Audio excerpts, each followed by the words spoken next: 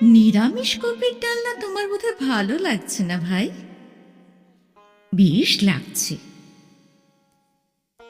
এটা কিন্তু আপনি ভদ্রতা করে বললেন বনমালী দাদা, ডালনা নিশ্চয় ভালো হয়নি।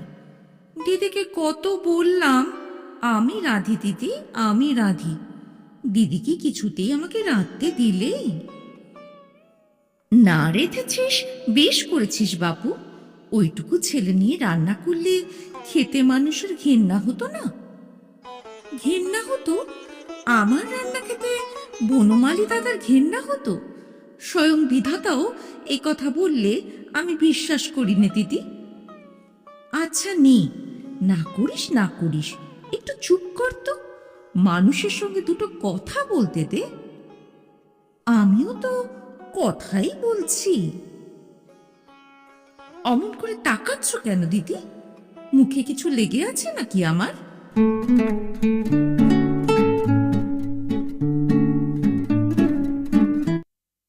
কুসুমকলের ব্যাকস্টেজে আজ শুনছেন শ্রী মানিক বন্দ্যোপাধ্যায়ের গল্প সরীসৃপ। গল্প পাঠে আমি সহেলি। গল্পটি শুনে কেমন লাগলো লিখে জানাতে ভুলবেন না। আজকের গল্প শ্রী মানিক বন্দ্যোপাধ্যায়ের সরীসৃপ। চারিদিকে বাগান, মাঝখানে প্রকাণ্ড তিনতলা বাড়ি। জমি কিনিয়া বাড়িটি তৈরি করিতে চারুর শ্বশুরের লাখ টাকার উপর খরচ হইয়াছিল, কিন্তু মোটে 30,000 টাকার দেনার দায়ে এই সম্পত্তি চারুর হাত হইতে খসিয়া বনমালীর হাতে চলিয়া গিয়াছে। প্রথম বয়সে চারু তার টনটনে বুদ্ধির সাহায্যে শ্বশুরের সম্পত্তির এমন চমৎকার বিলি ব্যবস্থায় করিয়াছিল যে আত্মীয় পর কেহ কোনোদিন কোনো দিক দিয়া তাহার একটি পয়সা অপচয় করিতে পারে নাই।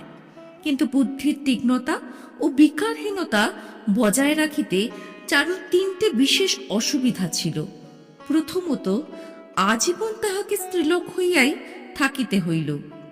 দ্বিতীয়ত, তাহার আতপাকলা স্বামী 20 বছরের মধ্যে একদিনও প্রাণত্যাগ করিল না, অথচ এই 20 বছরে প্রত্যেকটি মুহূর্ত বেশ ভালো মানুষের মতোই স্ত্রীর চরিত্রে ভয়ঙ্কর সন্দেহান হইয়া রহিল। তৃতীয়ত, বয়স বাড়ার সঙ্গে চারুর একমাত্র পুত্রটিরও স্বাভাবিক বুদ্ধি বিকাশ পাইবার কোনো লক্ষণ দেখা গেল না। শেষ জীবনে শ্রান্ত ক্লান্ত ভীরুতাগ্রস্ত চারু তাই সম্পত্তির সুব্যবস্থার নামে নানা রকম মজা করিতে লাগিল। যেদিকে ক্ষতির সম্ভাবনা নাই সেদিকে সে তার অতি সাবধানে দৃষ্টিকে ব্যাপৃত রাখিল, আর যেদিকে সর্বনাশের পথ খোলা রহিল সেদিকটা লাভ করিল তাহার উদাসীনতা। যাহাকে বিশ্বাস করার কথা তাহাকে সে করিল একান্তভাবে অবিশ্বাস, আর যাহাকে জেলে দিয়া নিজেকে বাঁচানোই ছিল উচিত তাহার মতো বিশ্বাসী লোক সংসারে সে আর দেখিতে পাইল না। ফলে চারুর যাহা রহিল তাহার নাম কিছুই না থাকা।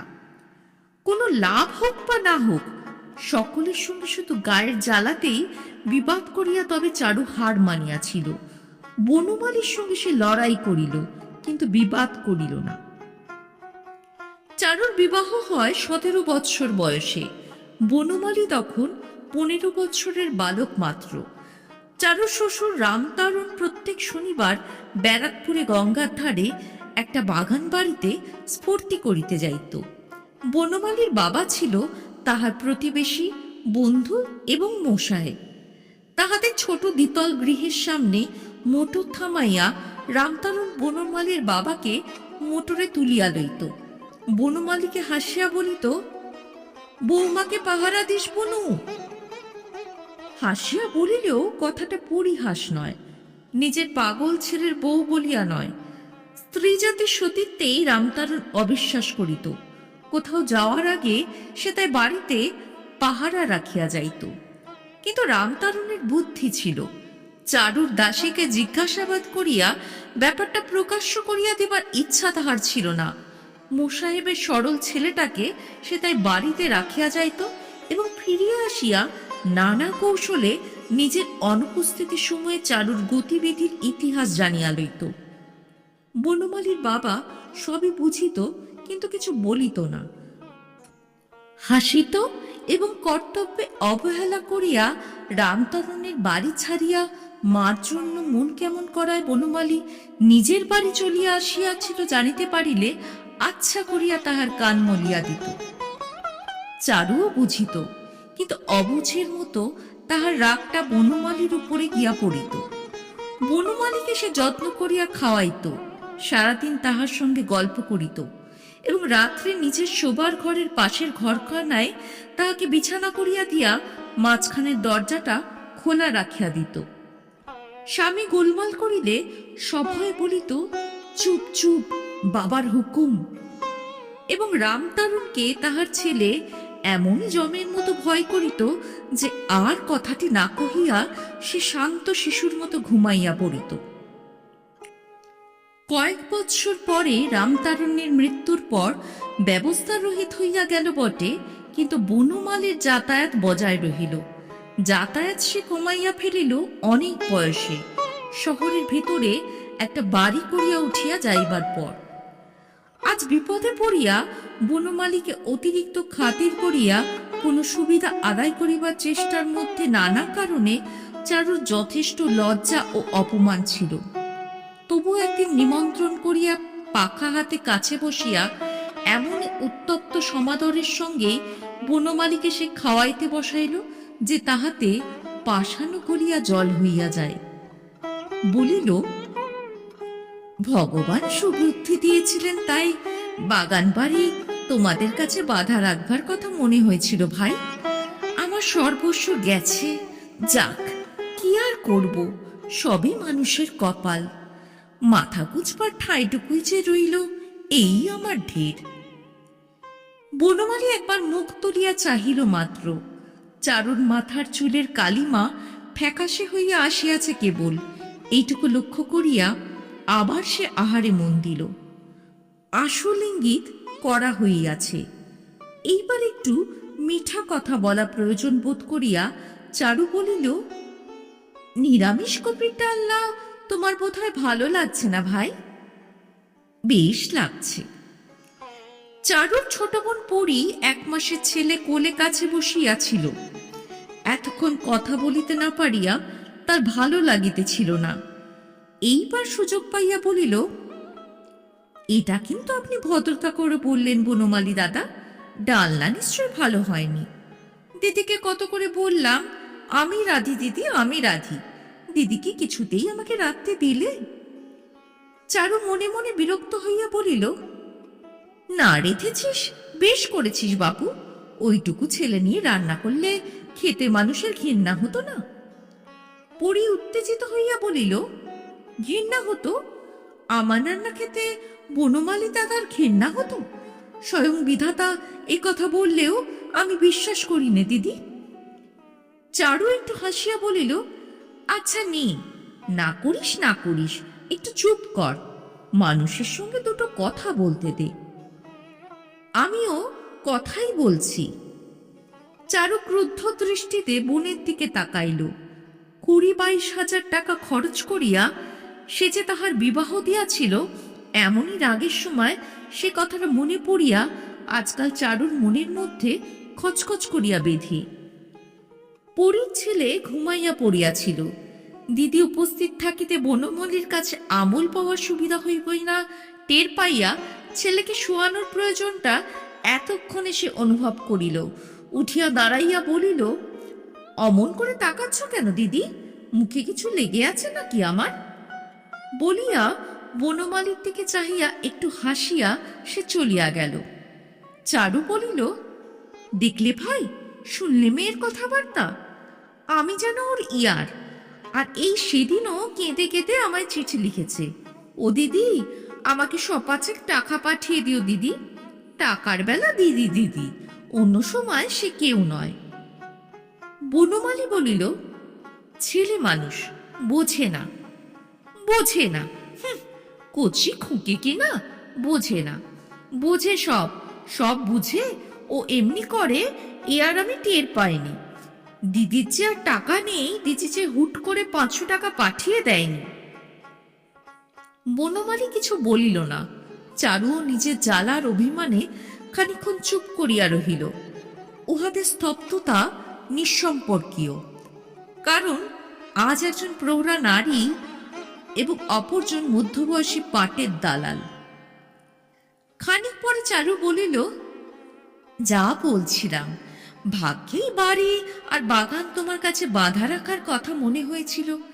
টাকা দেবার মেয়াদ পার হয়ে গেছে বলে তুমি অবশ্যই বাড়িটা নিয়ে নেবে না, কিন্তু আর কারো কাছে বাঁধা রাখলে কি সর্বনাশ হতো বলো তো? তা বই কি, বাগান বাড়ি পরের হাতে চলে যেত, কিন্তু আমার কাছে বাড়িটা তুমি বাঁধা রাখুনি চারুদি, বিক্রি করেছিলে। ও মা, সে কি, বাড়ি আমি বিক্রি করলাম কখন? বনমালী একটু হাসিয়া বলিল, দলিলের নকলটা একবার পড়ে দেখো। 30,000 নগদ আর ওই টাকার 5 বছরের সুদের দামে তুমি আমাকে বাড়ি বিক্রি করেছ। বরাবর সুদ দিয়ে এলে বলতে পারতে বাঁধা আছে।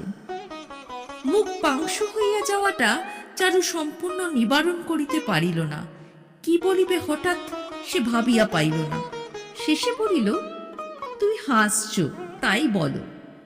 বনমালীর মুখের হাসি অনেক আগেই মুছিয়া গিয়াছিল, কিন্তু সে কিছু বলিল না। জীবনের একটা অভিজ্ঞতাকে বনমালী খুব দামে মনে করিয়া থাকে, তাহা এই যে বক্তব্য সহজে দুবার মুখ দিয়া বাহির করিতে নাই, পুনরুক্তিতে কথার দাম কমিয়া যায়। চারু আবার বলিল, আমি বলি কি, 30 হোক 32 হোক, দিনা তো তোমার আমি শুনতে পারছি না। এবারে দিয়ে তুমি বা করবে কি? তার চেয়ে বিক্রি করে ফেলে তোমার টাকাটা তুমি নিয়ে নাও, বাকিটা আমাকে দাও। তোমার 30,000 কেটে নিলে আমার যা থাকবে তাই দিয়ে দেশে একটা ছোটখাটো বাড়ি তুলে বাস করি গে। জমি জায়গা যা আছে 2-4 বিঘে, তার খাজনা পায় না, ফসল পায় না, নিজে থাকলে একটা ব্যবস্থা হবে। বনমালী খাওয়া বন্ধ করিল। আজকাল কোনো কিছুতেই সে বিস্ময় বোধ করে না। আকাশের একটা বজ্র পাখি হইয়া পাশ দিয়া উড়িয়া গেলেও না, কিন্তু চারুর কথায় সে যেন অবাক হইয়া গিয়াছে, এমনই মুখের ভাব করিয়া বলিল, তুমি এ বাড়ি বিক্রি করতে চাও? খেপেছ? চারু সভয়ে বলিল, কেন, তোমার টাকা তো তুমি পাবে। আমার টাকা চুলোই যাক। চারু আরো ভয় পাইয়া বলিল, রাগ করো না ভাই, মেয়ে মানুষ, কিছুই তো বুঝিনি। বনমালী বলিল, ভুবনের বাড়ি বিক্রি করার পরামর্শ তোমাকে দিলে কে? ওসব দুর্বুদ্ধি করো না। সময়টা কি জানো চারুদি, আমারও তেমন সুবিধে যাচ্ছে না। তোমার এই বাড়িটা বন্ধক রেখে কিছু ধার পেয়েছি, একটু সামলে উঠলেই ছাড়িয়ে নেব। চারু রুদ্ধ নিঃশ্বাসে বলিল, তারপর? ভুবনের বাড়ি ভুবন ফিরে পাবে। গলনালী প্রায় রুদ্ধ করিয়া চারু বলিল, কিন্তু তোমার টাকা, তোমার 30,000 টাকা ভুবনের কাছে জমা থাকবে। এ কথা কেহ বিশ্বাস করে? নির্মূল আশার শোকে চারু কাঁদিয়া ফেলিল। বনমালী বলিল, কেঁদো না চারুদি, আমি কি তোমার পর? আগে তুমি আমাকে কত ভালোবাসতে। শুনিয়া চারুর কান্না থমকিয়া থামিয়া গেল। বনমালী যদি পরিহাস করিয়া থাকে, বিশেষ করে আগের কথা তুলিয়া পরিহাস করিয়া থাকে, তবে সত্য সত্যই আর কোনো আশা নাই। আমি যদি তোমার মনে কোনোদিন ব্যথা দিয়ে থাকি যেন। বনমালী আবার খাওয়া বন্ধ করিল। তুমি আমার মনে ব্যথা দেবে কেন? চারু চোর বুনিয়া গেল। যদি দিই তার কথা বলছি। বনমালী একেই গম্ভীর, সে আরো গম্ভীর হইয়া বলিল, ভুবন কোথায় চারুদি? চারু নিঃশ্বাস ফেরিয়া রাখিল। ও ভুবন, ভুবন, একবারটি এদিকে শুনে যাও তো বাবা। ঘরের ভিতর হইতে ভুবন থুপ থুপ করিয়া পা ফেলিয়া আসিয়া দাঁড়াইল। সে অত্যাশ্চর্য মোটা, তাহার গলায় 2টি খাঁজ আছে, মনে হয় গালেও খাঁজ পড়িবে। বনমালী ভাবিল, এই ছেলেকে অত ভালোবাসে, চারু তো আশ্চর্য মেয়ে মানুষ। মাসখানেক পরে পরি শ্বশুর বাড়ি চলিয়া গেল, বলিয়া গেল, আর আসবো না দিদি। আরো 1 মাস পরে বনমালী তার বুড়ো মা আশ্রিতা আশ্রিতা দাস দাসী ও মোট বহর লইয়া শহরের ভিতরের বাড়ি ছাড়িয়া চারুর শহরতলির বাড়িতে উঠিয়া আসিল। চারুর অনুমান করিতে কষ্ট হইল না যে বনমালীর অবস্থানটা সাময়িক হইবে না। পাংশুমুখে জিজ্ঞাসা করিল, ওখানে কি তোমাদের অসুবিধা হচ্ছিল ভাই? বনমালী বলিল, অসুবিধা হলে এতদিন বাস করলাম কি করে চারুদি? সেজন্য নয়, মনে করছি বাড়িটা আগাগোড়া মেরামত করব, 2খানা ঘর তুলব ছাদে। মাস 2 তোমার এখানেই আশ্রয় নিতে এলাম। চারুকে বলিতে হইল, আহা, আসবে বই কি, সে কি কথা, বেশ করেছ। তারপর 2 মাসের মধ্যেও বনমালী বাড়ি মেরামত আরম্ভ হইল না। ছাদে ঘর উঠিবার কোনো লক্ষণ দেখা গেল না। চারু গোপনে সংবাদ লইয়া জানিতে পারিল, নিজের বাড়ি বনমালী 210 টাকায় ভাড়া দিয়াছে। ইতিমধ্যে বনমালীর নিরঙ্কুশ তৈলাক্ত অধিকার সতরের গেট হইতে পিছনের গলিতে খিড়কির দরজা পর্যন্ত বিস্তৃত হইয়া গেল। অতিথির আদর ও সম্মান পাইয়া চারু তার নিজের বাড়িতে বাস করিতে লাগিল। বনমালী বলে, অসুবিধে হচ্ছে চারুদি? প্রশ্ন শুনিলে রাগ হয়। না ভাই, অসুবিধে কিছু নেই। কিছুদিন যদি দেশে গিয়ে থেকে আসতে চাও, কেষ্টকে সঙ্গে নিয়ে যেতে পারো। দেশে টেশে মধ্যে মধ্যে যাওয়া দরকার বই কি। দেশে কি বাড়ি ঘর তোর কিছু আছে ভাই যে যাব?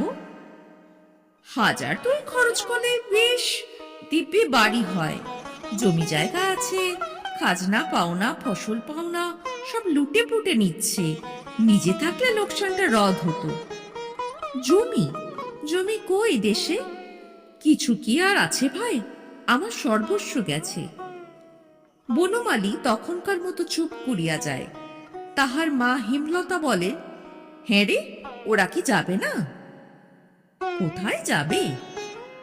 যে চলোই খুশি, আমাদের তো ভাববার দরকার নেই। কদিন দেখ, তারপর নিজের পথ দেখে নিতে বলে দে। তাড়িয়ে দিতে পারবো না মা, ওসব আমার ধাতে নেই। নিজে থেকে যাই তো যাবে, নইলে রইল। কয়েকদিন পরে বনমালী আবার চারুকে বলে, শুনলাম তুমি নাকি তীর্থে যেতে চাও। আমায় বলনি কেন চারুদি? আমি সব ব্যবস্থা করে দিতাম। তোমার ধর্মকর্মে আমি বাধা দেব কেন? বুদ্ধির ধার পড়িয়া গেলেও চারু এত বোকা হইয়া পড়ে নাই যে ভুবনকে লইয়া এ বাড়ি হইতে নড়িবে। বনমালীর দুর্বলতা সে জানে। বনমালী সোজাসুজি কাহারও প্রতি নিষ্ঠুরতা দেখাইতে পারে না। সামনে যে উপস্থিত থাকে তাহার মনে বেদনা দেওয়া বনমালীর সাধ্যাতীত। তার মনের চলাফেরার প্রস্তরময় পথে সে এক পরত মাটি বুঝাইয়া ফুল ফুটাইয়া রাখিবারই চেষ্টা করে। তীর্থ দর্শন কামনা রাখার অপবাদ চারু তাই অস্বীকার করে। বলে, কই, তীর্থে যাওয়ার কথা আমি তো কিছু বলিনি। ও হ্যাঁ, মনে পড়েছে, মাসিকে বলেছিলাম স্বামী শ্বশুরের এই তীর্থ ছেড়ে আমার এক পা কোথাও নড়তে ইচ্ছে করে না। মাসিমা বুঝি মনে করেছেন আমি তীর্থে যেতে চাই। বনমালী একটা হাই তোলে। মেয়ে মানুষের এত বুদ্ধি তার ভালো লাগে না। তবে দেশ বেড়ালে ভুবনের একটু উপকার হতো। খায়রে কপাল, ওর আবার দেশ বেড়ানো। চারু কাদাকাটা করার উপক্রম করে। বনমালী আর কিছু না বলিয়া বাগানে পায়চারি করিতে যায়।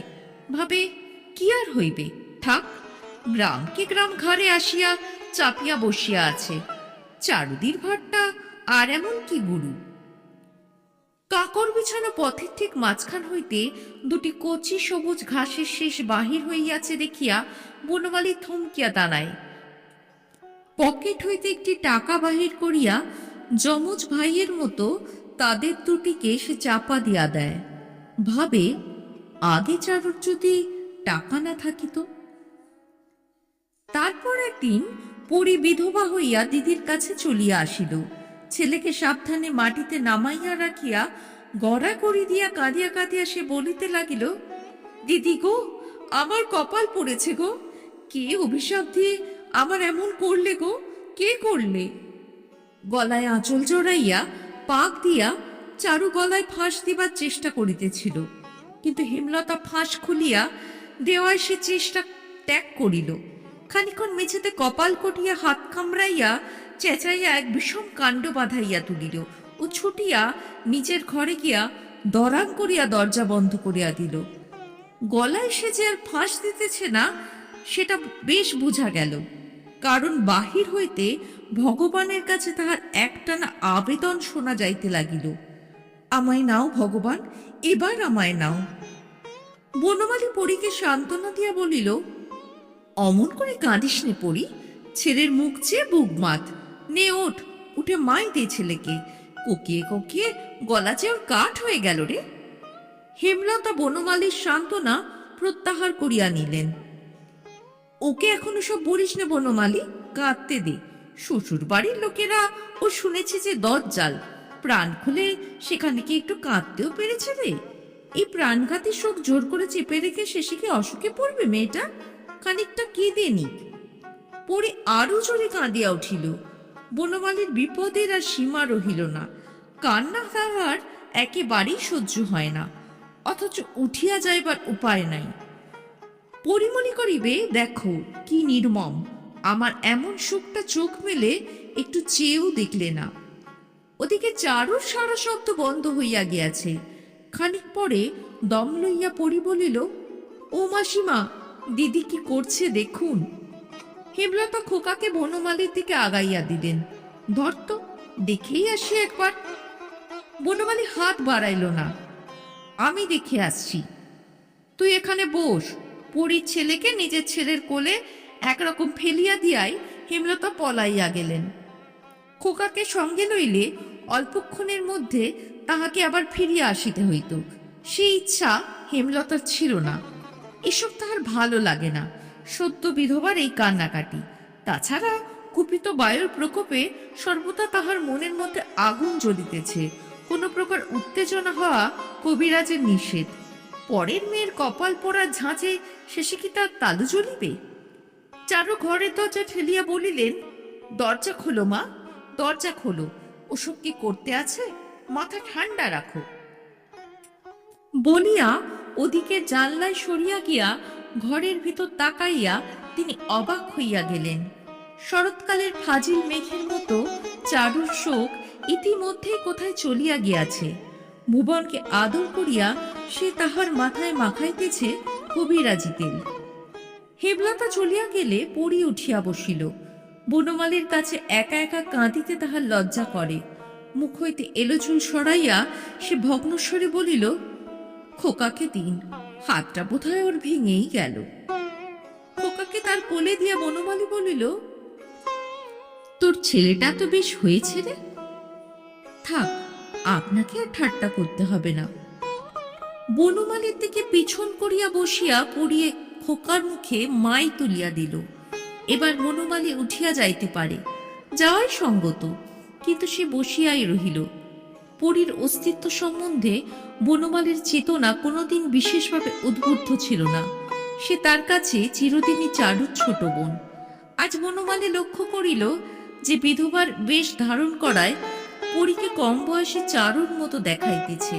তার ব্যবহার, তার মনোবিকার, তার কথা বলিবার ভঙ্গি যেন চারুর যৌবনকাল হইতে নকল করা। কেবল চারুর চেয়ে সে স্পষ্ট, স্বচ্ছ। তোর ঘাড়ে কি লেগে আছে রে পরি?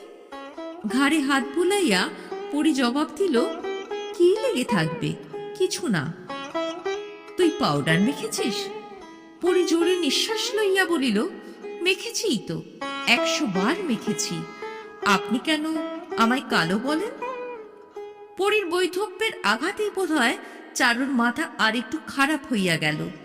40 বছর বয়সেই তার চুলে এবার পাক ধরিল, কোমরে বাত দেখা দিল, আর পেটে হইল অম্বল।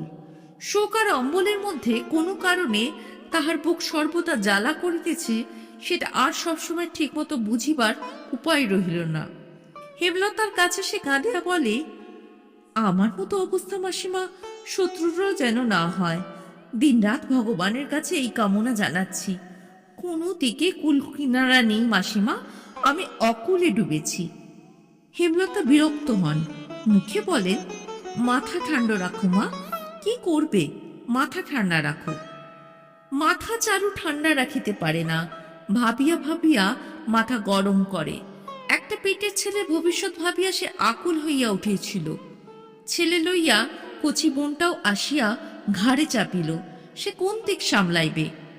পরীকে সে জিজ্ঞাসা করিল, কিছু রেখে গেছে? না।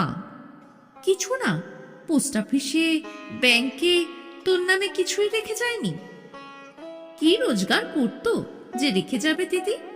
মাস গেলে হাত খরচের টাকার জন্য বাপের কাছে হাত পাতত, রেখে যাবে। আমি যা দিয়েছিলাম? শ্বশুরের সিন্ধুকে ঢুকেছে, খাট পালঙ্ক ছাড়া। চারু কপালে চোখ তুলিয়া বলিল, তোর গয়নাও দেয়নি নাকি? তোকে যে আমি 13-14 হাজারের গয়না দিয়েছিলাম রে। কিচ্ছুটি আমায় দেয়নি দিদি, সব আটকে রেখেছে। আঁচল থেকে চাবি কেড়ে নিয়ে বাক্স খুলে শ্বশুর নিজে সব বার করে নিল, খোকার গয়না পর্যন্ত। এমন চামার! তা আর 2 মাস তুই ধৈর্য ধরে থাকলে না কেন? কেমন করে আড়াল করে নিতে হয় আমি দেখতাম। বড় খারাপ ব্যবহার করে দিদি, থাকতে ভালো লাগলো না। চারু হঠাৎ রাগিয়া উঠিল। থাকতে ভালো লাগলো না? মেয়ে মানুষের অত ভালো লাগা মন্দ লাগা কিলো? যা, কালকেই ফিরে যা তুই। বুড়ো মরবার সময় খোকাকে তো কিছু দিয়ে যাবে। পরি ঠোঁট উল্টাইয়া বলিল, আছে ছাই, দিয়েও যাবে ছাই। 7 ছেলের একটা রোজগার করে, তাদের দিয়ে যেতে হবে না? ও বাড়ি আমি আর যাচ্ছি না বাপু। হ্যাঁ। চারু আগুন হইয়া বলিল, ছেলে তবে তোর মানুষ করবে কে শুনি? তোকে খাওয়াবে কে শুনি? আমি? আমার আর সেদিন নেই পড়ি। বনমালে তাড়িয়ে দিলে নিজের ছেলে আমায় খেতে পাবে না। আমার ভাবনা তোমায় ভাবতে হবে না দিদি, বলিয়া মুখ ঘোরাইয়া পড়ি চলিয়া গেল। চারু দাঁতে দাঁত ঘষিয়া বলিল, আমার ভাবনা তোমায় ভাবতে হবে না দিদি? ভাবতে হবে না তো আমাদের বাড়িতে এসেছিস কেন, হারামজাদি? 3 দিন পরীর সঙ্গে সে কথা কহিল না, কিন্তু তাহাতেও পরীর কিছুমাত্র অনুতাপের লক্ষণ নাই দেখিয়া চারুর নিজের হাত পা কামড়াইবার ইচ্ছা হইতে লাগিল। দেখ পরী, এতবার ভালো নয়। নয় তো নয়, কি হবে? খাইয়ে পড়িয়ে মানুষ করিনি তোকে আমি? সবাই করে থাকে, তুমি একা নও। চারু বনমালীর স্মরণ নিল। মেয়েটা নিজের সর্বনাশ করছে ভাই, সব ছেড়ে ছুড়ে দিয়ে এলে তাদেরই সুবিধে, একেবারে বঞ্চিত করবে। বনমালী কাজের ভিড়ে ব্যস্ততার ভান করিয়া বলিল, আহা যাবে বই কি চারুদি, যাবে। 2 দিন জুড়িয়ে গেলে ক্ষতি কি? চারু আর কিছু বলিতে সাহস পাইল না। পরদিন পড়ি মুখ ভার করিয়া বলিল, লেগেছ তো পিছনে, জগতে কারো ভালো করতে নেই। তুই আবার কবে আমার কি ভালো করলিল? এখানে আছো কার জন্য ভেবে দেখেছ একবার? চারু চোখ পাকাইয়া বলিল, তোর জন্য না, তুই দয়া করে থাকতে দিয়েছিস তাই। চট করিয়া ঘুরিয়া দমদম পা ফেলিয়া পড়ি চলিয়া গেল। চারু নিজের ঘরে গিয়া দেয়ালকে শোনাইয়া বলিতে লাগিল, ওর জন্য আমি আর কিচ্ছু করব না, করব না, করব না, করব না। এই 3 সত্যি করলাম, নারায়ণ সাক্ষী। পরীর অধ্যত্ত তার কাছে বেশি দিন অন্ধকার হইয়া রহিল না। ক্রমে ক্রমে ব্যাপারখানা বোঝা গেল। বনমালের খাওয়ার সময় চারু উপস্থিত থাকে। কয়েকদিন পরে পরীকেও দেখা যাইতে লাগিল। চারুর চেয়ে সে বনমালীর বেশি কাজ ঘেঁষিয়া বসে। চারুর হাতের পাখা অনেক আগেই দখল করিয়া রাখে। চারুর মুখের কথা কাড়িয়া লইয়া বলে, খান, পেট আপনার ভরেনি, কখনো ভরেনি। আমি বুঝি না ওই খেয়ে মানুষ বাঁচে? বলে, কাল আপনাকে পেঁপের ডালনা রেঁধে দেব, খেয়ে দেখবেন, বেশ রাঁধি। চারু এমন করিয়া বলিতে পারে না, এমন স্নেহসিঞ্চিত গাঢ় কণ্ঠে, এমন মনোহর আবদারের ভঙ্গিমায়। অবাক হইয়া সে বোনের মুখের দিকে তাকাইয়া থাকে। পরি বলে, হাঁ করে তাকিয়ে কি দেখছো দিদি? দুধটা এনে দাও, খাওয়া যে হয়ে গেল, উঠে গেলে ভালো হবে। পরি যেন বনমালীর ছায়াটিকে বেদখল করিতে চায়। আশেপাশে কোথাও সে সর্বদা আছেই। বনমালীকে কখনো চুরুট খুঁজিতে হয় না, ওষুধ খাইতে ভুলিয়া যাইতে হয় না।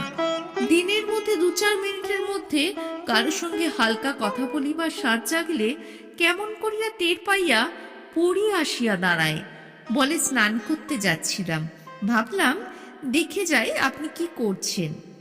রাত্রে বনমালীর বিছানা শুইলে চুপি চুপি ঘরে আসে, বলে কি চাই বলুন।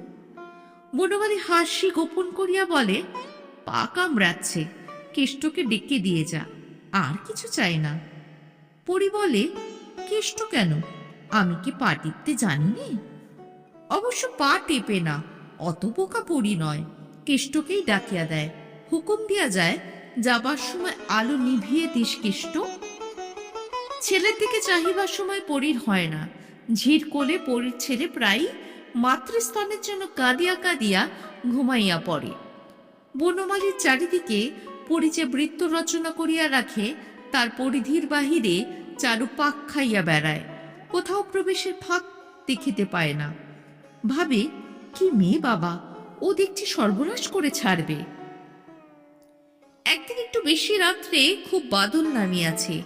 খানিক বর্ষণের পর অবিরত বিদ্যুৎ চমক আর বজ্রপাত আরম্ভ হইয়া গেল। প্রকৃতির সে এক মহামারী কাণ্ড। চারু ভাবিল অন্য ঘরে একা একা পড়ি বড় ভয় পাইতেছে। উঠিয়া দরজা খুলিয়া সে বাহিরে আসিল, একটু খোঁজ খবর লইলে পরি খুশি হইবে। বনমালীকে ও যেরকম বাগ মানাইয়া আনিতেছে, ওকে একটু খুশি রাখা দরকার বই কি। নিশুতি রাত, বাড়িটা এক একবার প্রাণঘাতী আলো চমকাইয়া উঠিয়া অন্ধকারে আড়ষ্ট হইয়া যাইতেছে। চারু পা চালাইয়া বারান্দাটুকু পার হইয়া গেল, কি জানি একটা বজ্র যদি তাহার ঘাড়ে আসিয়া পড়ে। পরীর দরজা ভেজানো ছিল, ঠেলিতে খুলিয়া গেল। ঘরের মধ্যে দুপা আগাইয়া চারু থমকিয়া দাঁড়াইয়া পড়িল। এই দৃশ্য তাহাকে দেখিতে হইবে চারু তাহা কল্পনাও করে নাই। বিগর্জনে পরি ভয় পাইবে এ আশঙ্কা কয়েক মিনিটের জন্য তাহার পোষণ করার প্রয়োজন ছিল না। পরি একা নয়, বনমালীর বুকের কাছে যদিও সে জড়সড় হইয়াই তাহার কথা শুনিতেছে, সেটা ভয়ে নয়। খোকার ছোট বিছানাটি মেঝেতে নামানো, বিছানা হইতে গড়াইয়া বনমালীর এক পাটি জুতা দোহাতে বুকের কাছে আঁকড়াইয়া ধরিয়া খোকা শান্তভাবে ঘুমাইয়া আছে। পা হইতে মাথা অবধি চারু একটা তীব্র জ্বালা অনুভব করিল।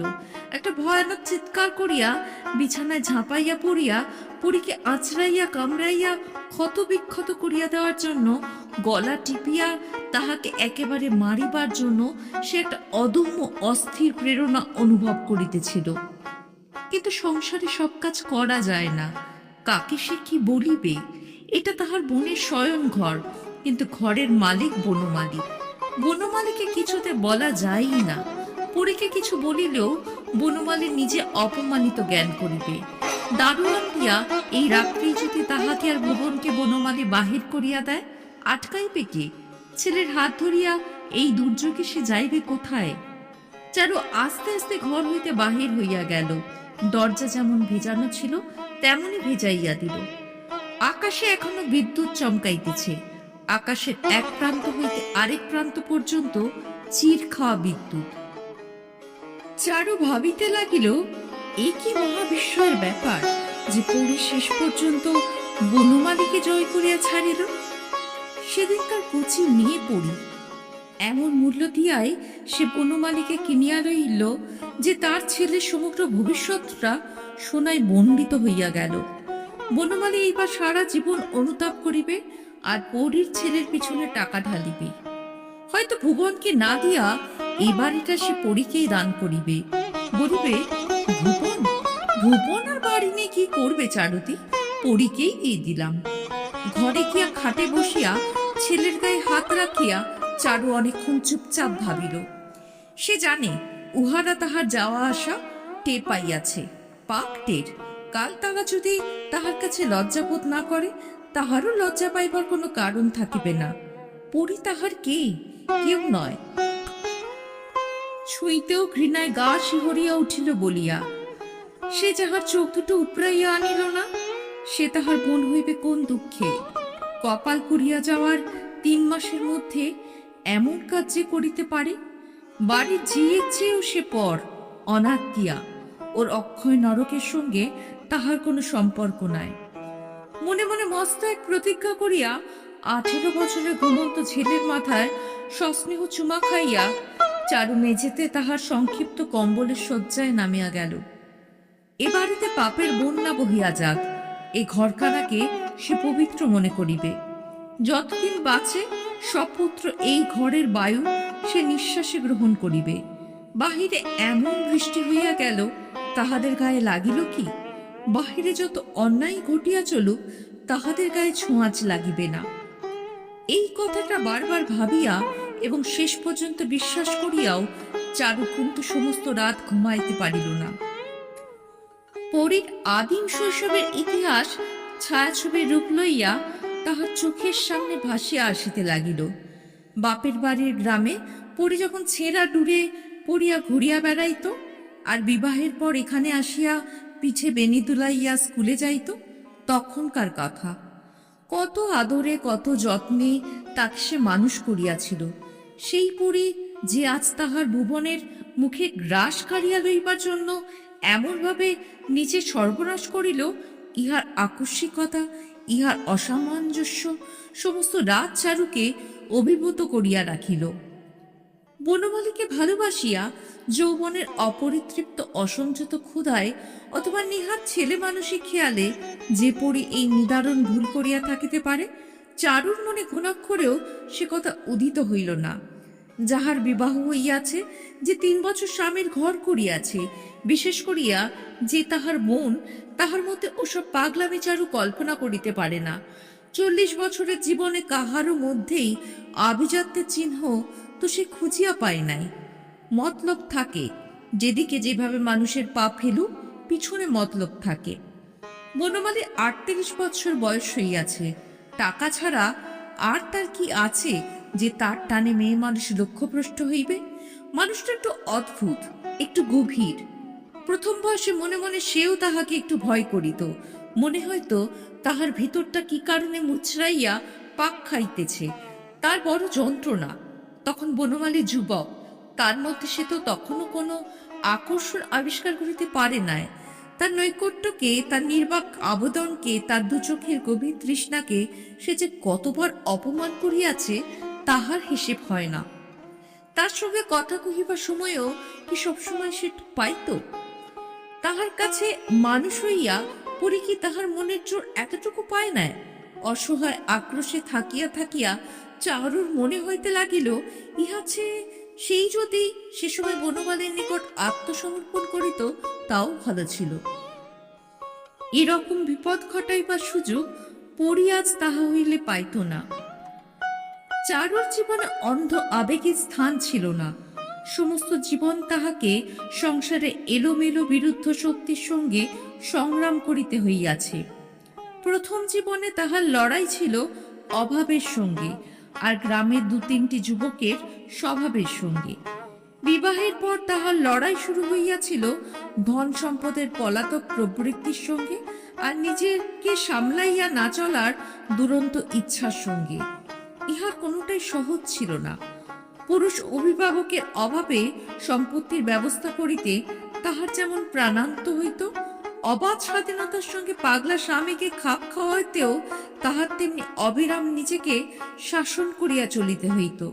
হাতে টাকা, দেহে রূপ, মনে অতৃপ্ত যৌবন, এরকম ভয়ানক সমন্বয় ঘটিয়াছিল বলিয়া সারা জীবন তাহাকে অনেক ভুগিতে হইয়াছে। চারুর হৃদয়ের কতকগুলো স্থান তাই ভয়ানক শক্ত। পরদিন সকালে সে নিজে গিয়া পরীকে ডাকিয়া তুলিল। কিছুই যেন ঘটে নাই, এমন ভাবে বলিল, নে ওঠ, এবার অনেক বেলা হয়েছে। পরী সাড়া দিল না, পায়ের বুড়ো আঙ্গুলের দিকে চাহিয়া চুপ করিয়া শুইয়া রহিল। খোকাকে তুলিয়া লইয়া বাহিরে আসিয়া চারু হাঁপ ছাড়িল। কিন্তু তখনও আর একজন বাকি। বনমালীকে চারু আবিষ্কার করিল বাগানে। এক মুহূর্তের জন্য তার হৃদয় স্পন্দিত হইয়া উঠিল। এই বাগানে এক স্বপ্ন ধূসর সন্ধ্যায় বনমালী একরকম জোর করিয়ায় একদিন তাকে প্রায় চুম্বন করিয়া বসিয়াছিল। সেদিন যদি সে বাধা না দিত। গাছের ডাল হইতে টপ টপ জল পড়িতেছিল, কতকগুলি ফুলের গাছ নষ্ট হইয়া গিয়াছে। চারু বলিল, কি বৃষ্টিটাই কাল হয়ে গেল।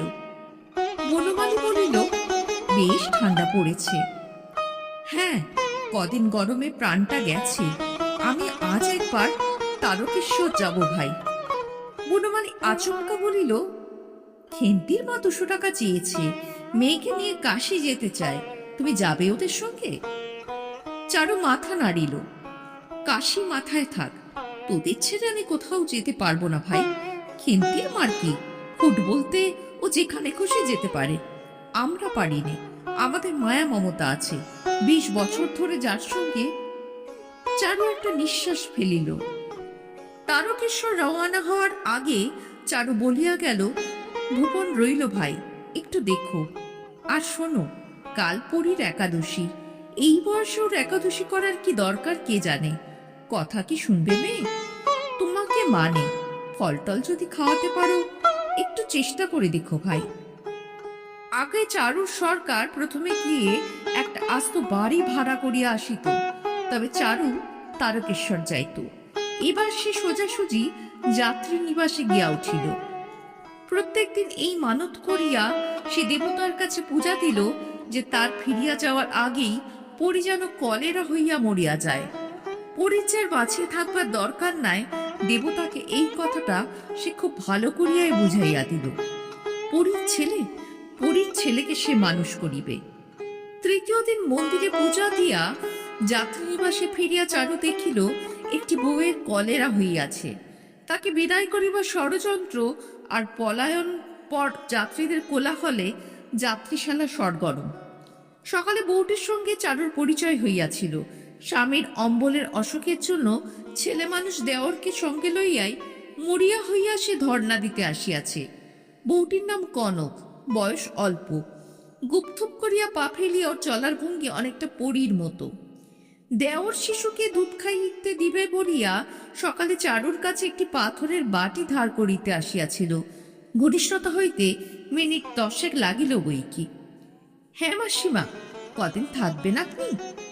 চারু হিসাব করিয়া বলিল, আজ নিয়ে হলো 3 দিন, আরো 5-6 দিন থাকবার ইচ্ছে আছে।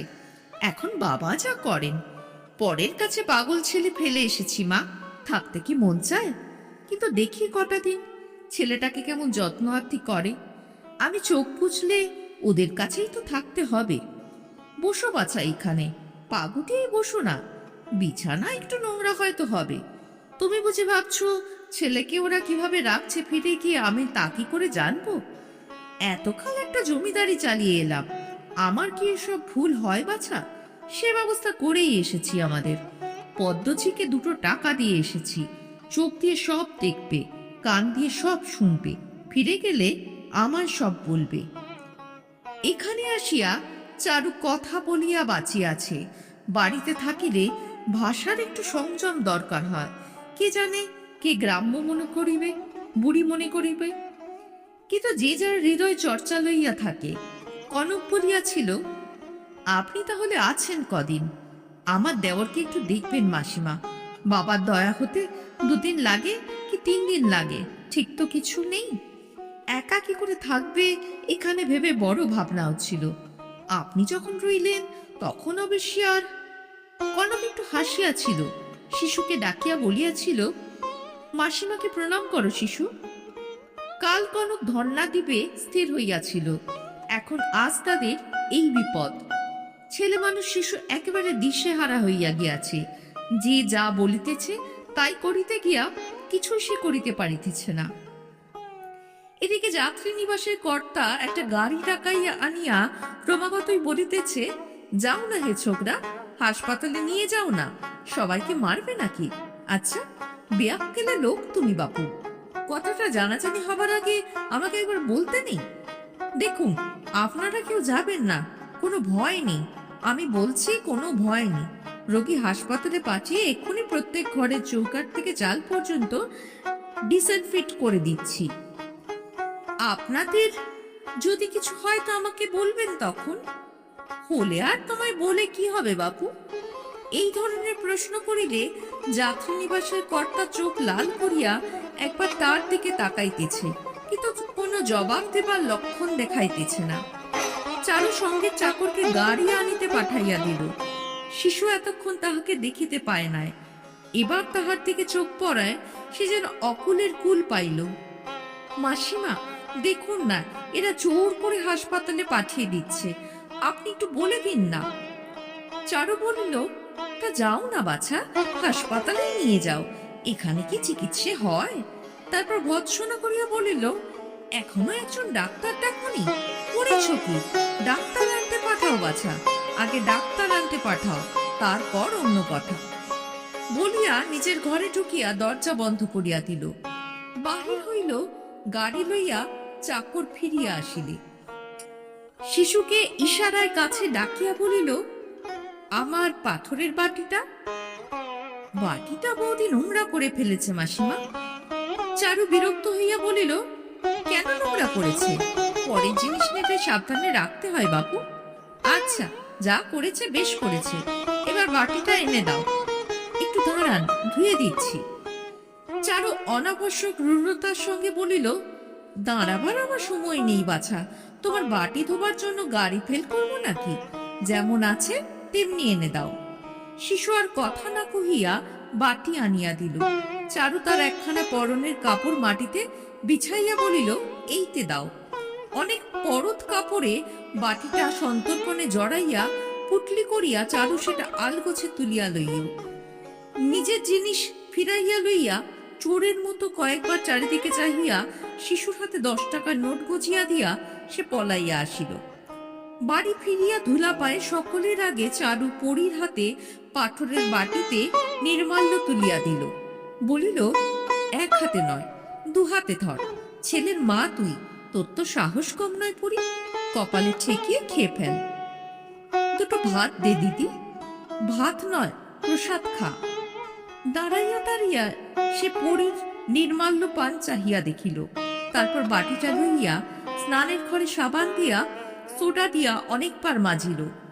নিজে 1 ঘন্টা ধরিয়া স্নান করিয়া আসিয়া বেতের বাস্কেট হইতে দেবতার ফুল বাহির করিয়া ভুবনের কপালে ছোঁয়াইয়া জিজ্ঞাসা করিল, তোকে সকলে ভালোবেসেছে ভুবন? ভুবন অস্বীকার করিল, তোমার কাছে পালিয়ে যাচ্ছিলাম, কেষ্ট আমায় ধরে আনলো কেন? আমার ঘরে বন্ধ করে রেখেছিল। চারু ঝিকে জিজ্ঞাসা করিল, কিরে পদ্ম, সকলে ভাবসাব কিরকম দেখলি বলতো? পদ্ম জানাইল, সকলের ভাবসাব মন্দ নয়, আবার ভালোও নয়, কিন্তু দুয়ের মাঝামাঝি। পরি তার বোনবুকে ঠিক সময় মতো না হোক ডাকিয়া খাওয়াইয়াছে। মার জন্য হাউ হাউ করিয়া কাঁদিলে ভোলানোর চেষ্টাও যে করে নাই এমন নয়, তবে চোখে চোখে ওকে কেউ রাখে নাই। কাল দুপুরবেলা ভুবন চুপি চুপি পলাইতেছিল, পদ্ম দেখিতে পাইয়া কেষ্টকে দিয়া ধরাইয়া আনিয়াছে। গোলমাল শুনিয়া আসিয়া বনমালী তাকে কয়েক ঘন্টা ঘরে বন্ধ করিয়া রাখিয়াছিল। কি জানো না, মার মতো কেউ কি করে? চারু বলিল, আমি চিরকাল বাঁচব না পদ্ম, তখন কি হবে? মারধর করেনি তো কেউ? ধরিয়া আনিবার সময় কাল কেষ্ট বুঝে ভুবনকে একটু মারিয়াছিল, কিন্তু পদ্ম সে কথা গোপন করিয়া গেল। না, মারধর কেউ করেনি। চারুর পুরা নাম চারু দর্শনা, পুরীর পুরা নাম পরীরানী। এগুলো কেবল যে নাম তা নয়, মানানসই নাম। সারাদিন পরীকে চারু আজ বিশেষভাবে সুন্দরী দেখিল, অপরূপ, অভিনব।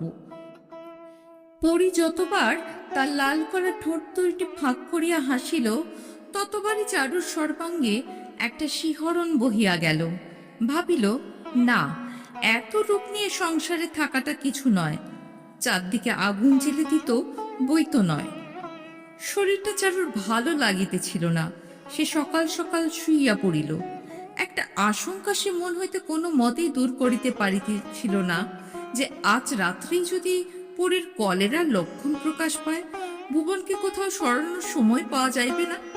তারকেশ্বরে সে বউটির ভেদভূমির কথা স্মরণ করিয়া চারুর গা ঘিন ঘিন করিতে লাগিল। মনে হইতে লাগিল একটা নোংরামির মধ্যে সে শুইয়া আছে, বিছানাটা অপবিত্র, অশুচি। সম্ভবত মনের ঘৃণাতেই খানিক পরে চারুর বমি আসিতে লাগিল, আর খানিক পরে সে প্রথমবার বমি করিল। একবার বমি করিয়ায় তার মনে হইল সমস্ত শরীরের রস তার শুকাইয়া গিয়াছে। বমির শব্দে পরি উঠিয়া আসিয়াছিল। চারু কাঁদিয়া তাকে বলিল, ও পরি, আমায় কলেরায় ধরেছে, বনমালীকে ডাক শিগগির। বনমালী উঠিয়া আসিল। ডাক্তারকে ফোন করা হইল। ডাক্তার আসিল 1 ঘন্টা পরে।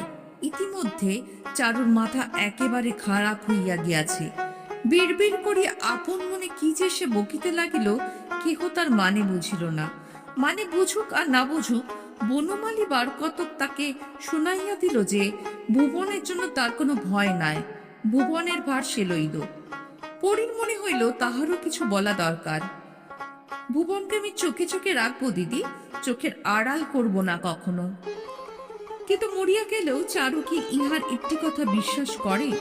40টা বছর সংসারে বাস করিয়া মানুষের কাছে সে যে শিক্ষা পাইয়াছে, শুধু মৃত্যু কেন, যাহার বিধান তারও বোধ হয় ক্ষমতা নাই সে শিক্ষা তাহাকে ভুলাইয়া দেয়। কদিন পরে খুব কাঁদিল। দিদি আমায় বড় ভালোবাসত, এই কথা বনমালীকে সে কতবার যে শোনাইল তারই অত্যা নাই। বনমালী সভয়ে তাহাকে এড়াইয়া চলিতে লাগিল। তখন পরি সভয়ে কান্নাও বন্ধ করিল এবং সুরও বদলাইয়া ফেলিল। একদিনের তরে সুখ কাকে বলে জানেনি। তারপর ওই তো ছেলে গিয়েছে না বেঁচেছে? বনমালী বলিল, শরীরও ভেঙে গিয়েছিল। পরি বলিল, হ্যাঁ, অম্বলের অসুখটা হবার পর থেকে একরকম মরবার দাখিল হয়েছিল, অথচ একটু যত্ন হয়নি। না, নিলে তো কারো যত্ন, তেমন মানুষই ছিল না দিদি। সকলের সেবাই করেছে প্রাণপণে, পরের জন্য খেটে প্রাণটা দিয়েছে। আর চোখে জাগিয়া আবার বলিল, বড় ঘা খেয়ে গেল, আমাদের একটু সাবধান হওয়া উচিত ছিল, কি বলো? হলে না কেন? পরি হাসিয়া বলিল, বাহ, বেশ, আমি হলাম মেয়ে মানুষ, আমাদের কি অত হিসাব থাকে? তুমি ঘরে এলে আমায় বলে বিশ্বব্রহ্মাণ্ড ভুল হয়ে যায়, সাবধান থাকবো। বনমালী বলিল, তাই নাকি? চারুর মৃত্যুর পর বনমালী দিনে অথবা রাত্রে কখনো পরীর ঘরে আসে নাই। দুর্ভাবনায় পরীর আর সীমা ছিল না। চুলে সেদিন সে অল্প করিয়া একটু তেল দিল, এলো চুলে একটু স্নিগ্ধ রুক্ষতায় ভালো মানায়। আয়নার সামনে দাঁড়াইয়া অনেকক্ষণ ভাবিবার পর বাটিতে পাতলা করিয়া আলতা কুলিয়া গালে লাগাইয়া সিল্কের রুমাল দিয়া মুছিয়া লইল। ছোট একটি পান সাজিয়া মুখে লইয়া একটু চিবাইয়া ফেলিয়া দিল। তারপর বনমালী বেড়াইতে যাওয়ার সময় সামনে পড়িয়া একটু হাসিল। শোনো, কাছে সরে এসো, কানে কানে বলি। একটা ফিডিং বোতল এনো, আমি মরুভূমি হয়ে গেছি। আনবে তো? আনবো। পদ্মর কাছে খোকা ভারী কাঁদছে পড়ি। পদ্মকে ইচ্ছে করে কাঁদায়, পদ্মর কাছে না দিলেই হয়।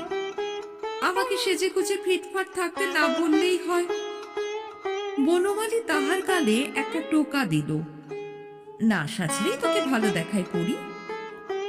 বনমালী চলিয়া গেলে পরি ছুটিয়া গিয়া পদ্মচির কাছ হইতে খোকাকে ছিনাইয়া লইল। চোখ পাকাইয়া বলিল, তোকে না 500 বার বলেছি বাবুর ধারে কাজেও খোকাকে নিয়ে যাবি না? পদ্ম একগাল হাসিয়া বলিল, বাবু নিজে ডাকলে গো, বললে খোকাকে আনতো পদ্ম। ভয়ে মরি দিদিমণি। মরণ তোমার, ভয় আবার কিসের? তা যাই বলো, বাবুকে আমি বড্ড ডরাই। বাবু দেখলে বুকের মধ্যে ঢিপ ঢিপ করতে থাকে দিদিমণি। এই এত দূর থেকে বাবুকে আমি গড় করি। পরি হাসিয়া বলিল, আচ্ছা আচ্ছা, বেশ করিস। তারপর কি হলো বল? ভয়ে ভয়ে খোকাকে তো নিয়ে গেলাম, বাবু কোলে নিলে, আদর করলে, চুমো পর্যন্ত খেলে। তারপর বললে, বেশ ছেলেটা না রে পদ্ম? লজ্জায় মরি দিদিমণি। বনমালী বেড়াইয়া ফিরিলে পরি বলিল, আচ্ছা, পরের ছেলেকে তুমি এত ভালোবাসলে কি করে বলো তো? তোমার হিংসে হয় না? বনমালী হাসিয়া বলিল, না, 2 দিনের জন্য এসেছে, ওকে আবার হিংসে করব? কি, বরং তোর ছেলে বলে ভালোই বাসি। পরীর মুখ শুকাইয়া গেল। এ কি পরিণাম! সংক্ষিপ্ত ও সাংঘাতিক। আশিকে প্রত্যহ তাহাকে মিথ্যা বলিয়াছে। বনমালী সে উগ্র আবেগময় ভালোবাসা এর মধ্যে উপিয়া গেল কি করিয়া?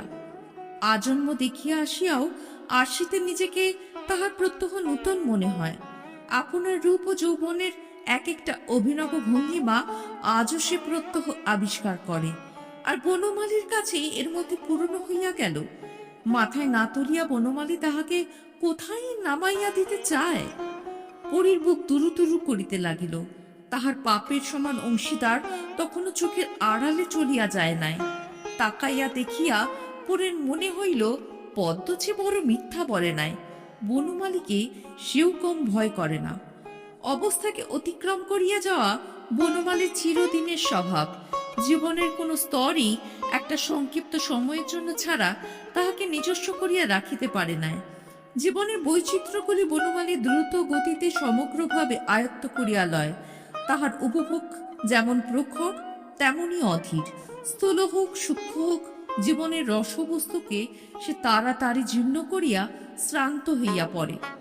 তাহাকে জব্দ করিয়াছিল চারু। চারু তাহার প্রথম বয়সের নেশা, অদম্য অবুঝ, বহুকাল স্থায়ী। যে বয়সে নারী দেহের সুলভতা সম্বন্ধে প্রথম জ্ঞান জন্মে, নারী মনের দুর্লভতায় প্রথম হতাশা জাগে, চারুকে বনমালী সেই বয়সে দেহ মন দিয়া চাহিয়াছিল। চারু রীতিমতো তাহাকে লইয়া খেলা করিত, ওষুধের ডোজে আশা দিয়া তাহার প্রেমকে বাঁচাইয়া রাখিত এবং প্রাণপণে এই খেলায় উন্মাদনা উপভোগ করিত।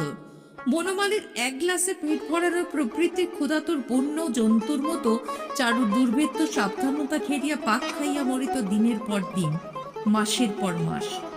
পরীর রূপ আছে, চারুর মতো প্রতিভা নাই। বনমালীর পাক খাওয়া মনকে সে একাভিমুখী করিয়া রাখিতে পারিল না। তাহার নদীতে হাঁটু ডুবাইয়া বনমালী পার হইয়া গেল, সে তাকে ভাসাইয়া লইয়া যাইতে পারিল না। পরী তাহার ঘরে সযত্নে শয্যা রচনা করিয়া রাখে, বালিশের নিচে জুঁই আর বেলফুল রাখিয়া দেয়। কিন্তু যাহার জন্য ফুলগুলি হাঁপাইয়া হাঁপাইয়া চাপা গন্ধ পেলায় সে আসে না। সোজাসুজি নিমন্ত্রণ করিবার সাহস পরীর নাই। জানলায় বসিয়া সে শুধু কাঁদে। এখন প্রকৃত বর্ষাকাল, প্রতি রাত্রেই প্রায় বাদল নামে। গাঢ় ভিজা অন্ধকারে বিপরবাসিনী নাগকন্যার মতো পরি ফুলিয়া ফুলিয়া শাস্ত্র নিঃশ্বাস নেয়। খোকা কাঁদে, ককায়, তাহার গলা ভাঙিয়া আসে। শ্রান্ত হইয়া এক সময় ঘুমাইয়া পড়ে। পরি সারা শব্দ দেয় না। খানিক পরে খোকার মুখের উপর ঝুঁকাইয়া মন্ত্রোচ্চারণের মতো বলিতে থাকে, শোধ নিস, শোধ নিস, তাতেই হবে, ছাড়বি কেন, শোধ নিস। তারপর অদম্য আক্রোশে খোকার দুই কাঁধ ধরিয়া সজোরে ঝাঁকে দিয়া চেঁচাইয়া ওঠে, কেন তুই এসেছিলি হারামজাদা? গভীর রাত্রে দরজা খুলিয়া সে বাহিরে চলিয়া যায়। প্যাসেজে আলো নিভাইয়া অন্ধকারে এ বারান্দা ও বারান্দা ঘুরিয়া বেড়ায়, ঘরে ঘরে উঁকি দেয়। বনমালীর ঘরের দরজায় কান পাতিয়া দাঁড়াইয়া থাকে। একদিন নৈশ পর্যটনের সময় ভুবনের ঘরে উঁকি দিয়া সে দেখিতে পাইল বিছানায় উপর হইয়া সে হাপুস নয়নে কাঁদিতেছে। দাঁড়াইয়া দাঁড়াইয়া দৃশ্যটা সে খানিকক্ষণ উপভোগ করিল। সে চিরদিনই দুঃখী, অন্যের দুঃখ দেখিলে সে আনন্দ পায়। তারপর পা টিপিয়া টিপিয়া গিয়া বনমালীকে ডাকিয়া তুলিল। ভুবন কিরকম করছে দেখবে চলো। কিরকম করছে? কাঁদছে আর ছটফট করছে। অন্ধকারে পড়ি বনমালীর গা ঘেঁষিয়া আসিল। বনমালী বলিল, প্যাসেজের আলো নিভিয়েছে কি? আমি। বনমালী সুইচ টিপিয়া আলো জ্বালিল। পরি সংকুচিত হইয়া বলিল, দেখো তো কি করলে, নিভিয়ে দাও। বনমালী তাহার আলো নিভানোর প্রয়োজনটা চাহিয়া দেখিল না। ঘরে যাও বলিয়া ভুবনের ঘরের দিকে আগাইয়া গেল। রোষে ক্ষোভে আত্মহারা পড়ি আলোকে লজ্জা দিয়া আলোর নিচে দাঁড়াইয়া রহিল। বনমালীর পাশের ঘরখানা হেমলতার। তিনি দিনের বেলায় বিছানায় শুইয়া থাকেন বলিয়া রাত্রে বিছানায় শুইয়া আর ঘুমান না, ঝিমান। বারান্দায় কথা শুনিয়া তিনি বাহির হইয়া আসিলেন। কে রে, পড়ি নাকি? বনমালীর ঘরের সামনে দাঁড়িয়ে তুই কি করছিস পড়ি? বলিয়া ঠাহর করিয়া দেখিয়া যোগ দিলেন, মরণ তোমার, বিহায়া মেয়ে। পরি তখন যে কাজ করিয়া বসিল তাহার অর্থ উদ্দেশ্য পরিষ্কার। চট করিয়া বনমালীর ঘরে ঢুকিয়া সে দরাম করিয়া দরজাটা বন্ধ করিয়া দিল এবং স্তম্ভিতা হেমলতা নড়িবার শক্তি ফিরিয়া পাওয়ার আগেই বনমালীর একটা চাদর গায়ে জড়াইয়া তাহার পাশ কাটাইয়া ছুটিয়া নিজের ঘরে চলিয়া গেল। হেমলতা শূন্যকে সম্বোধন করিয়া বলিলেন, এ কি কাণ্ড মা? পরদিনটা কোন রকমে চুপ করিয়া থাকিয়া তারপরে তিনি হেমলতা ছেলেকে অনুরোধ করিলেন, পরীকে পাঠিয়ে দে বনমালী। দেব, এখন থাক। পরীকে এখন সে অবহেলা করিতেছে। অমন সুন্দর একটা পুতুলের আবল তাবল নাচ দেখিতে তার ভারী মজা লাগিতেছে। এ অবস্থাটি অতিক্রান্ত না হইলে বনমালী তাহাকে কোথাও পাঠাইবে না। হেমলতা অত জানেন না। তিনি আবার বলিলেন, না বাবা, পাঠিয়ে দে। স্বামী থাক, স্বামীর ঘর তো আছে। কেন পরের বোঝা ঘাড়ে করে আছিস? বনমালী হাই তুলিয়া বলিল, দুটি খায়, ও আবার বোঝা কি মা? হেমলতা আর কিছু বলিতে সাহস পাইলেন না। ডাইনির মায়া হইতে ছেলেকে কেমন করিয়া উদ্ধার করিবেন শুইয়া তাহাই ভাবিতে লাগিলেন। কবিরাজের মাথা গরম না করিবার উপদেশটা পর্যন্ত তাহার স্মরণ রহিল না। দুদিন পরে আবার বলিলেন, যে রাগী মানুষ তুই, তোকে বলতে সাহস হয় না বাবু, কিন্তু চোখ মেলে তো এ আর দেখা যায় না। বনমালী, কি হয়েছে? রাগের মাথায় কিছু করে বসবি না বল। বনমালী হাসিয়া বলিল, না, আমার রাগ হবে না, বলো। হেমলতা গলা নিচু করিয়া বলিলেন, পরীর স্বভাব চরিত্র ভালো নয় বনমালী। মেয়ে মিটমিটে। শ্রীধরের ভাইটা আসে জানিস, ওই যে রোগা লম্বা কোঁকড়া কোঁকড়া চুল। জানি, আমার চিঠি টাইপ করে। আমি নিজের চোখে দেখেছি বনমালী। দুপুরবেলা সেদিন চোরের মতো পরীর ঘর থেকে বেরিয়ে এদিক চেয়ে ওদিক চেয়ে নিচে নেমে গেল। কবে? পরশু। বনমালী হাসিয়া বলিল, পরশু তো আমি তখন পরীর ঘরে ছিলাম। টাইপ করার জন্য শ্রীধরের ভাই একটা দরকারি চিঠি নিতে এসেছিল। মানুষকে অত সন্দেহ করো না মা, পরী সেরকম নয়। হেমলতার মাথা ঘুরিতে লাগিল। তার মিথ্যার পাশে ছেলের মিথ্যা আসিয়া দাঁড়ানো মাত্র মুখোশ গেল খুলিয়া। গোপন সত্য প্রকাশ হইয়া গেল। লজ্জার আর সীমা রহিল না। বনমালী চলিয়া গেলে তিনি ভাবিলেন, বাহাদুরি করিতে যাওয়ার এই শাস্তি। চুপচাপ থাকিলেই হইত। 38 বছরের লাখপতি ছেলের ভালো করিতে যাওয়া কি তাহার সাজে? এদিকে বনমালীর স্বাভাবিক সংযত নির্মমতায় পরী পাগল হইয়া উঠিল। কেন এরকম হইল? বনমালীর অমন উদ্যম কামনা তুপরির মতো জ্বলিয়া উঠিয়া এমন অকস্মাৎ কেমন করিয়া নিভিয়া গেল, কিছুই সে বোঝে না। দিন রাত আগের অবস্থা ফিরাইয়া আনিবার উপায় চিন্তা করে। ভাবে অভিমান করে গম্ভীর হয়ে থাকবো, যেন কিছুই হয়নি, এমনি ভাবে হেসে খেলে দিন কাটাবো, আর কারো দিকে একটু ঝুঁকবো। একদিন রাত দুপুরে ঘরে গিয়া পাগলের মতো ঝাঁপিয়ে পড়বো, পায়ে ধরে যে দোষী করে থাকি তার জন্য ক্ষমা চেয়ে নেব। এর মধ্যে শেষ কল্পনা দুটিকে সে কার্যে পরিণত করে, কিন্তু কিছুতেই কিছু হয় না। দিন দিন পরই শুকাইয়া যায়। ভুবনকে এখন বনমালী খুব ভালোবাসে। অন্তত তার ভাব দেখিয়া তাহাই মনে হয়। কেষ্টকে সে অন্য কোনো কাজ করিতে নিষেধ করিয়া দিয়াছে। ভুবনকে সর্বদা চোখে চোখে রাখিবে। খাওয়ার সময় বনমালী ভুবনকে কাছে খাইতে বসায়। প্রায় তাহাকে সঙ্গে লইয়া মোটর চাপিয়া বেড়াইতে যায়। অবসর সময়ে কাছে ডাকিয়া তাহার সঙ্গে কথা বলে, তাহাকে নানান বিষয় শিখাইবার চেষ্টা করে। তাহার বুদ্ধির জড়তা বিনষ্ট করিবে, এই তাহার ইচ্ছা। কাজের মতো একটা কাজ পাইয়া বনমালী ভারী সুখী। বলে, ওকে চারুদি বোকা করে রেখেছিল। আসলে ও বোকা নয়। পরী তোষামোদ করিয়া বলে, আগে থাকতে আমার হাতে পড়লে একদিনও মানুষ হয়ে যেত। খোকাকেও তুমি মানুষ করে দিও। তারপর হাসিয়া যোগ দেয়, যেন মানুষ করবে না, তাই বলে দিচ্ছি। বনমালীর প্রতি ভুবনের আনুগত্য অদ্ভুত। হেমলতার জ্বর হইয়াছে। তিনি আর বাঁচিবার আশা করেন না, তাই প্রাণপণে ছেলের সেবা আদায় করিয়া লইতেছেন। বনমালী বলে, আপিসের কাজ আছে মা, যেতে হবে। হেমলতা বলেন, আমায় চিতায় তুলে দিয়ে যাস। শিয়রে বসিয়া বসিয়া বিরক্ত হইয়া বনমালী বিকালে বাগানে পায়চারি করিতে যায়। এদিকে ভুবন বারবার হলঘরের বড় ঘড়িটার দিকে তাকাইতে থাকে। একবার সে ভয়ানক চমকাইয়া ওঠে। এই মাত্র সে দেখিয়া গেল 5টা বাজিয়া 20 মিনিট হইয়াছে। এর মধ্যে 6:30 বাজিতে চলিল কি করিয়া?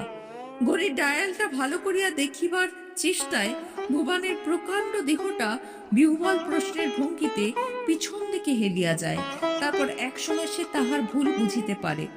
ঘড়ির বড় কাঁটা আর ছোট কাঁটার মধ্যে গোলমাল করিয়া ফেলিয়া সে যেন ভারী কৌতুক করিয়াছে, এমনভাবে সে হাসিয়া ফেলে। মুষ্টি তুলিয়া ঘড়িটাকে শাসন করিয়া বলে, ভেঙে ফেলে দেব পাজি কোথাকার। ঘড়িতে 6টা বাজিতে আরম্ভ করা মাত্র সে বাগানে ছুটিয়া যায়, বলে 6টা বাজলো মামা। তাহার কথা শেষ হওয়ার আগে অথবা পরে হলঘরের ঘড়িটা নীরব হয় ঠিক বোঝা যায় না। বনমালীর এক প্রকার অভূতপূর্ব অনুভূতি হয়। 6টার সময় হেমলতাকে ওষুধ খাওয়াইতে হইবে, কিন্তু সময় মতো ডাকিয়া দিবার কথা ওকে সে কিছু বলে নাই।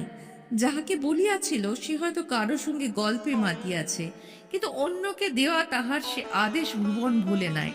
কাঁটায় কাঁটায় অক্ষরে অক্ষরে আদেশ পালন করিয়াছে। কেন করিয়াছে? তাহাকে একটু খুশি করার জন্য, কোনো প্রত্যাশা করিয়া নয়, কোনো মতলব হাসিল করিবার জন্য নয়। তাহাকে খুশি করিবার প্রেরণা মনের মধ্যে ছিল শুধু এই জন্য। ভুবনকে সে যে ভালো বলিয়াছে সেটা তার অকারণ নয়। ভুবনের নিষ্কাম প্রেম ছাড়া আরো একটা গৌণ কারণও ইহার ছিল। চারুর জন্য পরি কাঁদিয়াছে, কিন্তু তাহার কান্নায় বনমালী হইয়াছে বিরক্ত। চারুর জন্য ভুবনের শোক একটিবার মাত্র দেখিয়া বনমালীর মনে শোকের ছোঁয়াচ লাগিয়াছে। আহত পশুর মতো ভুবন মধ্যে মধ্যে মার জন্য ছটফট করিয়া কাঁদে। বনমালীর শুষ্ক তৃণহীন জগতে এক পশলা বৃষ্টি হইয়া যায়।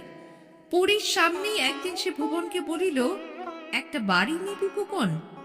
নেব মামা। আচ্ছা, তোকে একটা বাড়ি লিখে দেব। এ বাড়ি অবশ্য নয়, শ্যামবাজারের একটা ছোট বাড়ি সম্প্রতি এক প্রকার বিনামূল্যেই বনমালীর হাতে আসিয়াছে। সেই বাড়িটি দান করিবার কথাই সে ভাবিতেছিল, কিন্তু পরি তো তাহার মনের খবর রাখে না। সে ভাবিল ভুবনকে বনমালী এই বাড়িটি দিয়া দিবে। একদিন মিথ্যে করিয়া চারুকে সে যাহা বলিয়াছিল তাহা পালন করিবে। পরীর বুকের মধ্যে জ্বালা করিতে লাগিল। খোকাকে অনেকক্ষণ বুকে চাপিয়া রাখিয়াও সে জ্বালা তাহার কমিল না। সারাদিন তাহার মেজাজ রুক্ষ হইয়া রহিল।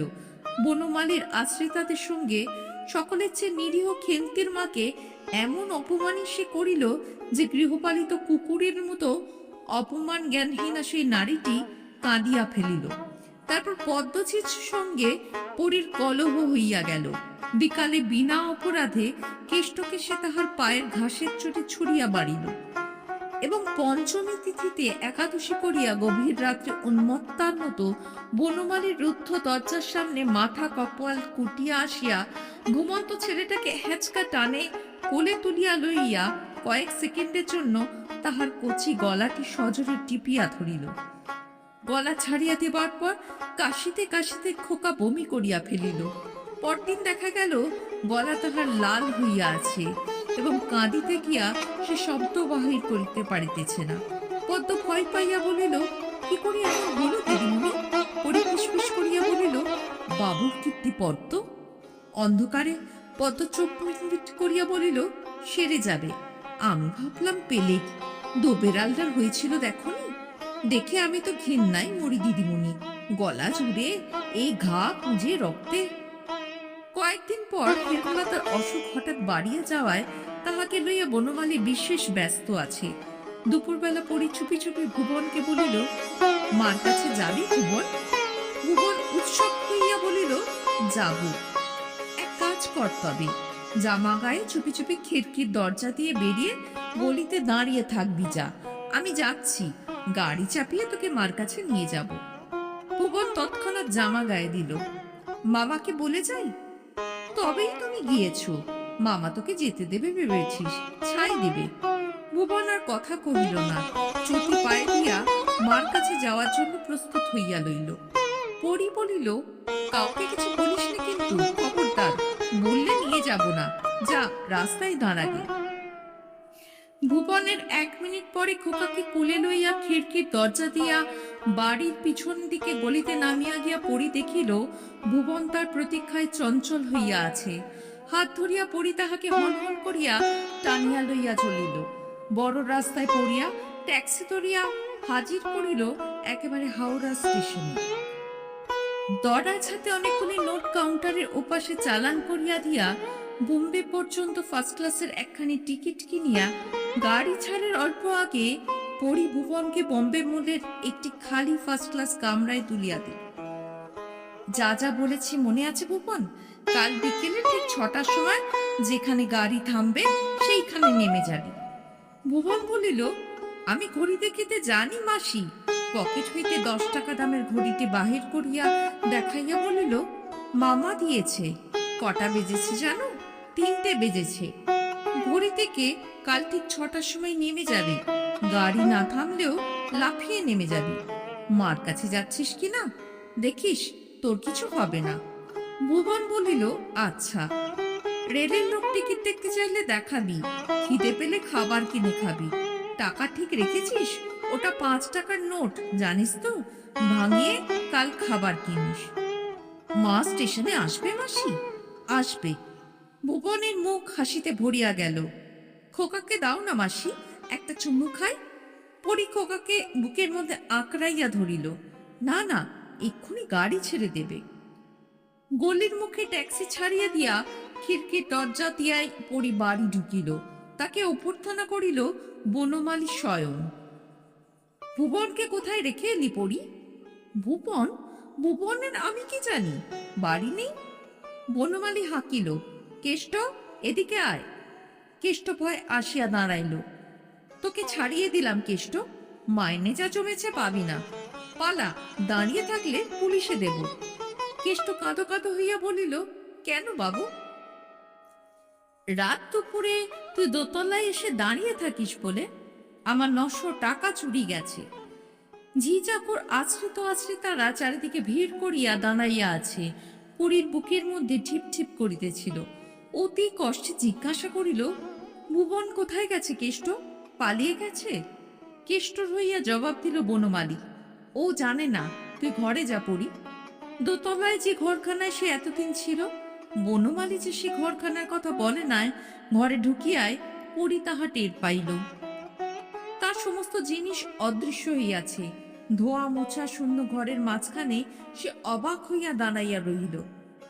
বনমালী আসিয়া বলিল, এখানে থাকতে তোর অসুবিধা হচ্ছিল বলে তোকে নিচের একটা ঘর দিয়েছি পরি, খেন্তির পাশের ঘরখানা। নিচে ভাঁড়ারের পাশে এক সারিতে খান সাথে ঘর আছে।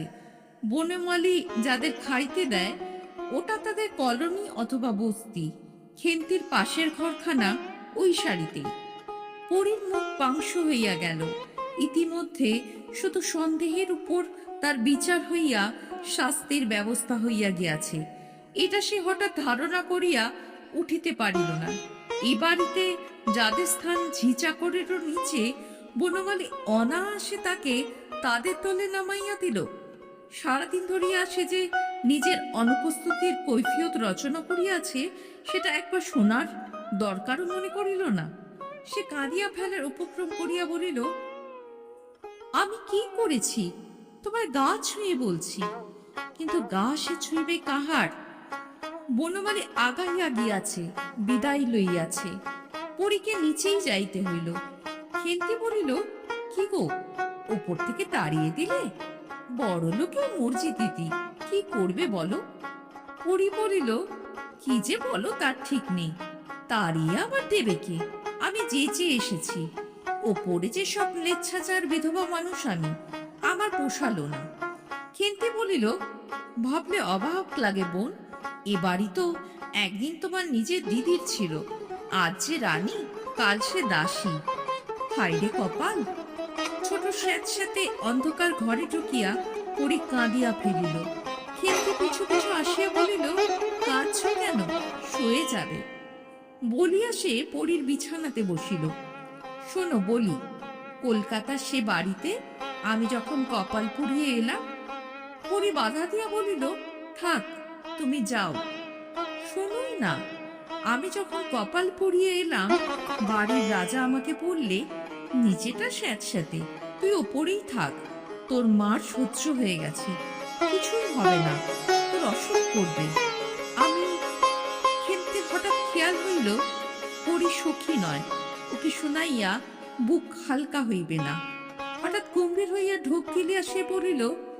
ব্যাপার বুঝে আমি রাজি হলাম না, নিচে মার কাছেই রইলাম। পরি শুইয়া পড়িল, আগা ঘোড়া চাদর মুড়িয়ে দিয়া বলিল, আমার জ্বর আসছে, তুমি যাও ভাই। একদিন হেমলতা জিজ্ঞাসা করিল, হ্যাঁ রে, ভুবনের কোনো খোঁজ করলি না? বনমালী বলিল, আপদ গেছে, যা। ঠিক সেই সময় মাথার উপর দিয়া একটা এরোপ্লেন উড়িয়া যাইতেছিল। দেখিতে দেখিতে সেটা সুন্দরবনের উপর পৌঁছিয়া গেল। মানুষের সঙ্গ ত্যাগ করিয়া বনের পশুরা যেখানে আশ্রয় লইয়াছে।